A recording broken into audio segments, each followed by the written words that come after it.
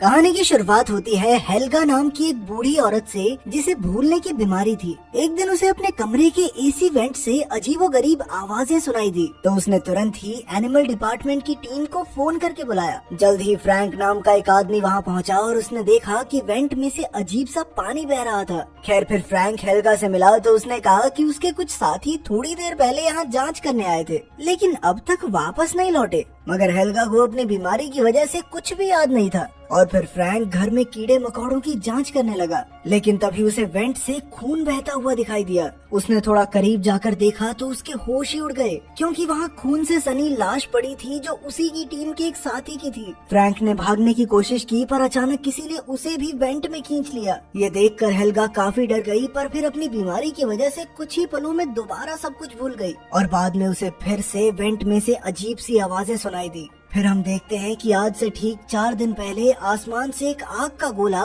सीधा इस बिल्डिंग पर आ गिरा था, जिसने एक मकड़ी को जन्म दिया। ये बिल्डिंग गंटर नाम की एक औरत की थी जो असल में हेल्गा की बहन थी। थोड़ी देर बाद हेल्गा की पोती शार्लेट वेंट से होते हुए गंटर के कमरे में आ पहुंची। असल में वो गंटर की गुड्डियों की कलेक्शन चुराना चाहती थी, पर तभी उसकी नजर उस मकड़ी पर पड़ी और वो उसे एक डिब्बी में बंद करके अपने साथ ले आई। उसने अपने कमरे में जाकर मकड़ी को एक कांच के डब्बे में बंद कर दिया, पर तभी उसका सौतेला बाप ईथन वहाँ आ गया, क्योंकि गंटर ने उसे शार्लेट की शिकायत की थी। उसने शार्लेट को समझाया कि किसी कमरे में चोरी छुपे घुसना अच्छी बात नहीं होती, मगर शार्लेट ने उसकी एक बात नहीं सुनी, क्योंकि वो ईथन को अपना बाप नहीं समझती थी। बाद में हम शार्लेट की माँ हेदर को देखते हैं, जो अपने छोटे से बच्चे लियम को संभाल रही थी। हेदर ने शार्लेट को लियम को संभालने की जिम्मेदारी दी और खुद काम से बाहर चली गई। कुछ देर बाद शार्लेट को एक कॉकरोच दिखा तो उसने कॉकरोच को पकड़कर मकड़ी को खाने के लिए दे दिया, और वो मकड़ी एक ही झटके में इतना बड़ा कॉकरोच निगल गई। तब शार्लेट ने खुश होकर उसका नाम स्टिंग रखा।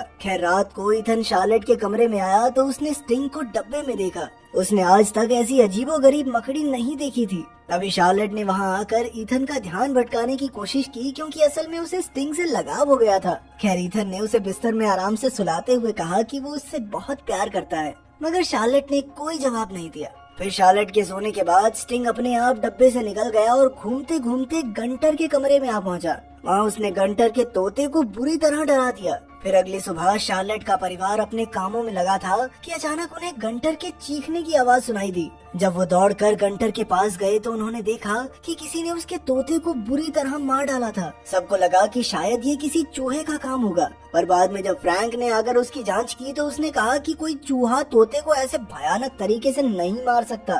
खैर फिर उसने वेंट में कीड़े मारने की दवाई छिड़क दी ताकि जो भी जानवर था वो मर जाए। उधर शार्लेट अपने कमरे में स्टिंग के साथ बैठी थी। असल में स्टिंग तोते को मारकर चुपचाप अपने डिब्बे में वापस आ गया था। अचानक फोन से बिल्ली की आवाज आई तो स्टिंग ने भी ठीक वैसी ही आवाज निकाली, और ये देखकर शार्लेट के होश ही उड़ गए। फिर उसने कई कॉकरोचेस इकट्ठा करके स्टिंग को खिलाए। तभी वहाँ कपड़ों को कीड़ों से बचाने वाली गोली यानी मॉथ बॉल आ गिरी, तो स्टिंग उसे देखकर बुरी तरह डरने लगा, जिससे शार्लेट को समझ आ गया कि स्टिंग मॉथ बॉल से डरता है। जल्द ही फ्रैंक कमरे में कीड़े मारने वाली दवाई छिड़कने आ पहुंचा, मगर शार्लेट ने इससे साफ इनकार कर दिया, क्योंकि वो स्टिंग की हिफाजत करना चाहती थी। फ्रैंक ने जब स्टिंग को देखा तो उसने कहा कि ऐसे कीड़े को साथ रखना खतरे से खाली नहीं है, मगर शार्लेट उसकी बात मानने को तैयार ही नहीं थी। फिर रात को स्टिंग एक बार फिर डब्बे से निकलकर वेंट से होता हुआ मारिया के घर तक आ पहुंचा। उसे देखकर मारिया का कुत्ता बेहद डर गया, और फिर स्टिंग ने अचानक मारिया के चेहरे पर ही काट लिया। मारिया जोर से नीचे गिर गई, और जब उसने उठकर अपना चेहरा दोबारा देखा तो वो एक बार फिर से गिर गई, क्योंकि असल में वो पैरालाइज हो चुकी थी। अब स्टिंग धीरे धीरे उसके मुंह में घुस गया और आखिरकार उसका पेट चीरता हुआ बाहर आ गया, जिससे मारिया की मौके पर ही मौत हो गई। खैर फिर अगले दिन शार्लेट बिल्डिंग में रहने वाले अपने दोस्त एरिक से मिलने गई। उसे अपने कमरे में अलग अलग जानवरों पर एक्सपेरिमेंट्स करने का काफी शौक था। शार्लेट ने उसे अपनी मकड़ी दिखाकर कहा कि ये आवाजें सुनकर उसकी नकल कर सकती है। ये देखकर एरिक को उसमें खूब दिलचस्पी हुई, और उसने कहा कि वो इस कमरे में स्टिंग को बड़ा करने के लिए उसका एक टैंक बनाएगा। शार्लेट भी राजी हो गई और स्टिंग को एरिक के हवाले करके आ गई। उधर मारिया का डरा हुआ कुत्ता जैसे तैसे वेंट के जरिए ईथन तक पहुंचा। ईथन उसे मारिया के घर लौटाने आया, पर जैसे ही वो घर में घुसा तो मारिया की लाश देखकर उसके पैरों तले जमीन खिसक गई। उसने तुरंत पुलिस को खबर करके मामले की जांच करने को कहा। इधर बिल्डिंग में रहने वाले लोग अब परेशान हो गए थे, क्योंकि पहले एक तोते का कत्ल हुआ और अब मारिया का।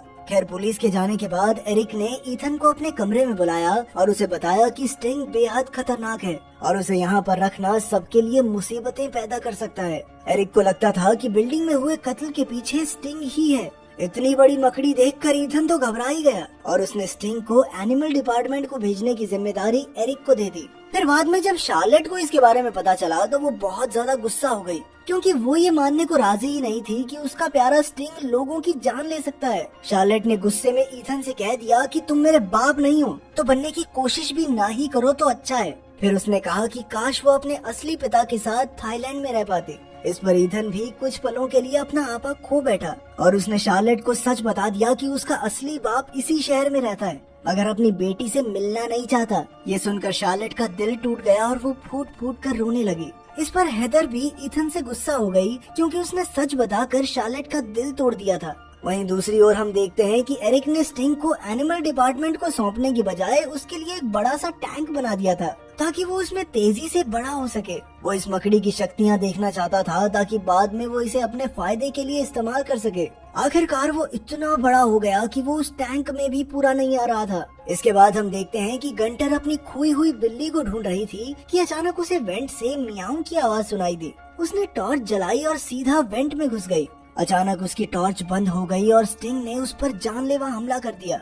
इधर ईथन को नौकरी से निकाल दिया गया था, इसलिए वो इतना परेशान हो गया कि वो गुस्से में घर की चीजें तोड़ने लगा। हेदर ने उसे रोकने की कोशिश की तो जल्द ही उन दोनों में बहस छिड़ गई। लड़ाई का माहौल देखकर शार्लेट ने अपने छोटे भाई लियम को उठाया और अपने कमरे में आ गई। वहाँ वो हेडफोन्स लगाकर आराम से वीडियोस देखने लगी। उधर ईथन और हेदर की बहसबाजी चल ही रही थी कि अचानक स्टिंग ने वहाँ आकर उन पर जबरदस्त हमला कर दिया। फिर वो उन दोनों को खींचकर वेंट में ले गया और इधर शार्लेट को कानों कान खबर भी नहीं हुई। बाद में उसने मारिया के कुत्ते को जोर जोर से भौंकते हुए सुना तो वो उसे देखने गई। तभी अचानक स्टिंग आया और वो कुत्ते को भी पकड़कर वेंट में ले गया। फिर शार्लेट ने देखा कि घर में खून बिखरा हुआ था और ईथन और हेदर दोनों गायब थे। वो काफी घबरा गई और उसे एहसास हुआ कि इसके पीछे स्टिंग का ही हाथ है। मगर इससे पहले कि वो कुछ कर पाती, स्टिंग वहाँ आकर लियम को भी उठा ले गया। ये देखकर शार्लेट बुरी तरह रोने लगी और इस सब का जिम्मेदार खुद को समझने लगी। तभी अचानक उसे याद आया कि स्टिंग मॉथ बॉल्स से डरता है। फिर उसने तुरंत मॉथ बॉल्स का पाउडर बनाकर उसे पानी में मिलाया और फिर इस पानी को पिचकारी में भरकर स्टिंग को ढूंढने निकल पड़ी।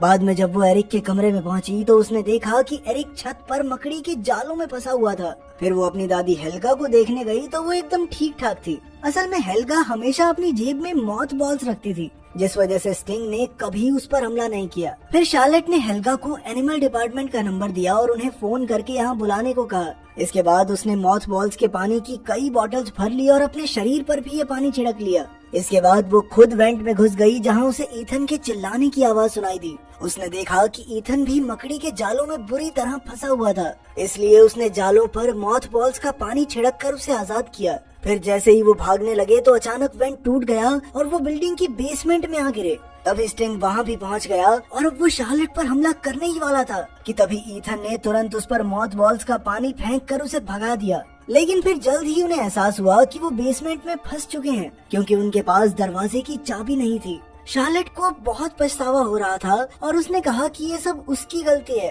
पर फिर ईथन ने उसे हौसला देते हुए कहा कि सब कुछ ठीक हो जाएगा। उधर हेल्गा को फिर से अजीबोगरीब आवाजें सुनाई दी तो उसने एनिमल डिपार्टमेंट को फोन करके फ्रैंक को बुलाया। फिर जैसा कि हमने कहानी की शुरुआत में देखा था, फ्रैंक वहाँ की जांच करने आया, मगर अचानक उसे स्टिंग ने वेंट में ही खींच लिया। आखिरकार फ्रैंक भी बेसमेंट में आ गिरा, जहाँ पर ईथन और शार्लेट मौजूद थे। फ्रैंक घबराकर दरवाजा पीटने लगा, मगर उसकी आवाज किसी ने नहीं सुनी। अब उसने इस सब का इल्जाम शार्लेट पर लगाया और ईथन पर हमला कर दिया। लेकिन फिर शार्लेट ने कहा कि वो मॉथ बॉल्स के पानी की मदद से इस मुसीबत से बच सकते हैं। कुछ पलों बाद स्टिंग फिर से वहाँ आ गया तो फ्रैंक ने गुस्से में अपनी नेल गन से स्टिंग पर हमला कर दिया। इससे स्टिंग को चोट तो लगी, मगर वहाँ मौजूद पानी की पाइप्स भी बढ़ गई, जिससे उनके शरीर पर लगा मॉथ बॉल का पानी बह गया। मौके का फायदा उठाकर स्टिंग फिर से अंदर आया और इस बार उसने फ्रैंक को बेरहमी से मार डाला। तब शार्लेट और ईथन तुरंत कूड़ेदान में छुप गए, जहां उन्होंने देखा कि हेदर और लियम भी मकड़ी के जालों में फंसे हुए थे।